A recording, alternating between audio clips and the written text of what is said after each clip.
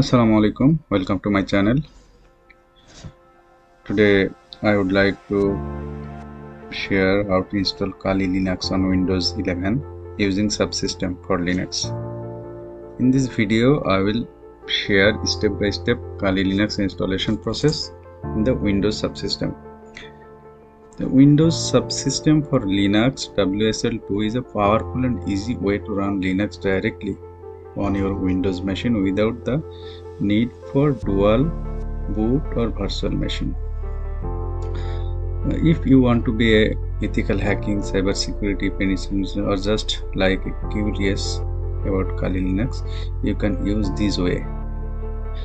You will find here entire installation process.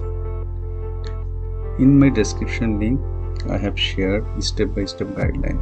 Just follow this guideline. You will do it easily.